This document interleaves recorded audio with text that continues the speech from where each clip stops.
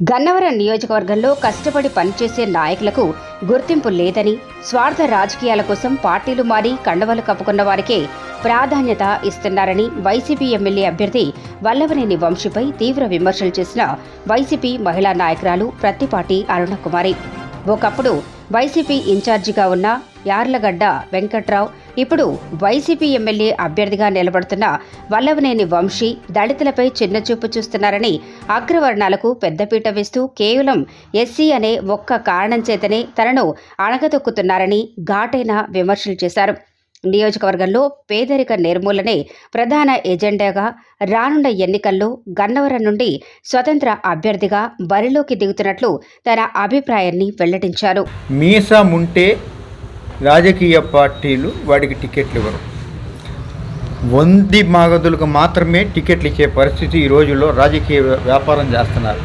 ఈరోజు ఇక్కడ మీరు చూస్తే ఖచ్చితమైన పరిస్థితులు చూస్తే ఎక్కడెక్కడోలో ఈ నియోజకవర్గాల్లో ఇన్ఛార్జీలు అవుతున్నారు. లోకల్లో ఉన్న నాయకులు ఎవరో కూడా ఇన్ఛార్జీలు అవుతారు. అంటే రాజకీయ పార్టీ వ్యాపారం చేసుకుంటానికి వాళ్ళ వ్యాపార పెట్టుబడిదారులను తీసుకొచ్చి పెట్టే పరిస్థితి ఉంది. కోర్టు లేకపోతే టికెట్లు ఇచ్చే పరిస్థితి లేదు. ఒక మహిళా కార్యకర్తగా ఈ గన్నవరం నియోజకవర్గంలో చాలా సిన్సియర్గా మా సోదరి పనిచేసింది. తన కృషి ప్రతి గ్రామంలో వైసీపీ గెలుపుకి ఉపయోగపడింది. ఆ రోజున మేమెప్పుడు కార్యకర్తలుగానే ఉండాలి, మీకు జెండాలే మొయ్యాలి, జెండాలు మోసే పరిస్థితిలోనే బతకాలని అధినాయకత్వం ఆలోచిస్తుంది. కాబట్టి ఈరోజు ఆవేశపడి తీసుకున్న నిర్ణయం కాదు, చాలా ఆలోచనతో తీసుకున్న నిర్ణయం. సొంత పార్టీలోనే అసమ్మతి సగలు అనేది రోజు రోజు కూడా వెలుగులోకి వస్తున్నాయి. దీనికి సంబంధించి కృష్ణా జిల్లా మహిళా వైఎస్ఆర్సీపీ నాయకురాలు మనతో పాటు ఉన్నారు. దీనికి సంబంధించి గత కొంతకాలంగా పార్టీలో యాక్టివ్గా పనిచేసినప్పుడు కూడా కొంత అసంతృప్తితో పార్టీలో ఉన్నటువంటి కొంతమంది నేతలే దూరంగా పెట్టారు అన్నటువంటి వాదనలు కూడా తెర మీదకి వస్తూ ఉన్నాయి. దీనికి సంబంధించి అసలు జరిగినటువంటి వాస్తవ పరిస్థితులు ఏమిటి అనేది వారి మాటలను కనుక్కుందాం. చెప్పండి మేడం, అసలు ఏం జరిగింది? దీనికి సంబంధించి పార్టీకి దూరంగా పెట్టడానికి గల కారణాలు ఏమై ఉంటాయి? అసలు దీని కారణం పార్టీలు మారి నాయకులు టీడీపీ నుంచి వైసీపీలోకి, వైసీపీ నుంచి టీడీపీలోకి రావటం వల్ల ఆ పార్టీకి సంబంధించిన వాళ్ళే అదమాయిషి చెలాయిస్తున్నారు తప్ప పార్టీకి ఇన్ని సంవత్సరాల నుంచి, అంటే పార్టీ స్టార్ట్ నుంచి ఉన్నాం ఇప్పటి వరకు, కష్టపడి పనిచేసిన వాళ్ళకి మాత్రం ఎలాంటి విలువ లేదండి ఇప్పుడు ప్రస్తుత పరిస్థితుల్లో.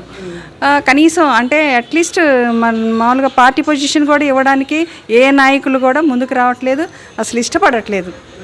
సీనియర్లు అదేమనంటే మీరు సీనియర్లు, మీకు చెప్పేంతట వాళ్ళం కాదు మేము అని మాట్లాడుతున్నారు.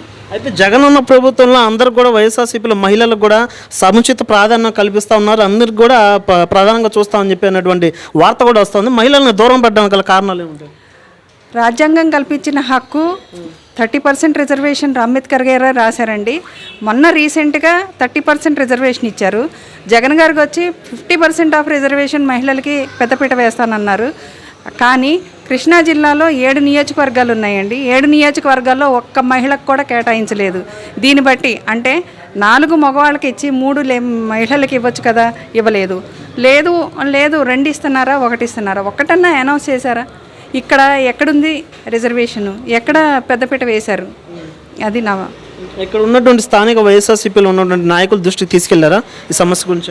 అందరికీ తెలుసండి, అందరు పార్టీలకు పనిచేస్తున్నారు, మనసులో తిట్టుకుంటున్నారు, పైకి వెళ్తున్నారు. అంటే పార్టీని వదిలేస్తే మనకేమో వచ్చే బెనిఫిట్స్ ఏమైనా పోతాయేమో అన్న ఆలోచనలో వెళ్తున్నారు తప్ప మనస్ఫూర్తిగా ఎవరైతే పని చేయట్లేదు. అండ్ నాకేంటంటే మనం కష్టపడి పని చేసినాం కాబట్టి హార్ట్ఫుల్గా పని చేయాలి, లేదు అంటే లేదు. వాళ్ళ కాళ్ళు ఒత్తి కాళ్ళు పట్టుకొని మాట్లాడేంత నెసిటీ అయితే లేదండి. పార్టీ అంటే మనం పార్టీ అధిష్టానికి ఎన్నిసార్లు చెప్పినా, అంటే పెద్దలు సజ్జల రామకృష్ణారెడ్డి కానీ అందరినీ కలిశానండి నేను, లేళ్ల అప్పిరెడ్డి కానీ విజయసాయిరెడ్డి గారి అందరికీ పార్టీలో పొజిషన్స్ ఇలా ఉన్నాయి, వచ్చిన నాయకులు మమ్మల్ని ఎవరిని పట్టించుకోవట్లేదు అని ఎన్నిసార్లు వెళ్ళినా ఎవరూ పట్టించుకొని పరిస్థితి అండి. చివరి ప్రయత్నంగా ఎన్ని చేసినా అవ్వలేదు కాబట్టి ఈ డెసిషన్ తీసుకోవాల్సి వచ్చింది. అంటే ఎక్కువగా ప్రాధాన్యతగా ముఖ్యంగా ఎక్కువ అంటే బాధ కలిగించే అంశం పార్టీలో దూరం అవడానికి ముఖ్య అంశం ఏమిటి అసలు? కులపరంగానా, లేకపోతే బ్యాక్గ్రౌండ్ పరంగా, లేకపోతే వ్యక్తిగత సమస్యల వల్ల? కుల వివక్ష అండి. మెయిన్ వచ్చేసి కుల వివక్ష.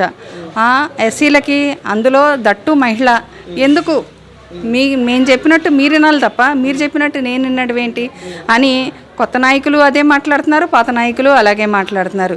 వచ్చిన వారు కూడా అంటే మా పొజిషన్ ఎలా ఉంది అంటే ప్రతిపక్షంలోనే ఇప్పుడు అంటే గవర్నమెంట్ మాది అయినా సరే మేము ప్రతిపక్షంలోనే ఉన్నట్టుగానే ఫీల్ అవుతున్నాం. అంటే ఎంత వివక్షకి మేము గురవుతున్నామో ఒకసారి ప్రజలందరికీ కూడా ఆ వివక్ష వల్లే అంత హర్ట్ అయ్యాను కాబట్టే నేను ఇంత ముందుకు రావాల్సి వచ్చిందని చెప్తున్నానండి. అయితే జగన్మోహన్ రెడ్డి గారు పాదయాత్ర చేసినప్పటి నుంచి కూడా పనిచేస్తున్నటువంటి సీనియర్ నాయకులకు సంబంధించి ఆయా కార్పొరేషన్ పదవులు కావచ్చు, లేదంటే ఎమ్మెల్సీలు కావచ్చు, చైర్మన్ పదవులు ఇస్తూ ఉన్నారు. అట్లా మీకన్నా ఇస్తానని హామీ ఇవ్వడం కానీ, లేదంటే అటువంటి భరోసా ఇవ్వడం కానీ కల్పించడం జరిగిందా కనీసం దాని గురించి? నేను పడ్డ కష్టానికి నాయకులే, ఎవరైతే మా ఎస్సీ కులానికి సంబంధించిన నాయకులే, అంటే ఇప్పుడు మంత్రి పదవి పోషిస్తున్న నాయకులే స్వయంగా నాకు ఫోన్ చేసి, అమ్మ నువ్వు ఇంత కష్టపడ్డావు, నీకు ఈ పొజిషన్ ఇస్తున్నావని చెప్పి నాకు ఫోన్ చేసి నార్మల్ మెసేజ్ పెట్టండి అని చెప్పినప్పుడు నేను చాలా అంటే నా కష్టాన్ని గుర్తించి నాకు ఒక పొజిషన్ ఇస్తున్నారని ఒక ఆలోచన నాకు చాలా బాగా హ్యాపీ అనిపించింది. తెల్లారి వెళ్ళిన తర్వాత అందరూ నన్ను చాలా విష్ చేస్తే నేను ఏదో పెద్దగా నేనే ఎమ్మెల్యే అయినట్టుగా, నాకే ఎంతో ఇది వచ్చినట్టుగా నేను చాలా హ్యాపీ ఫీల్ అయిపోయాను.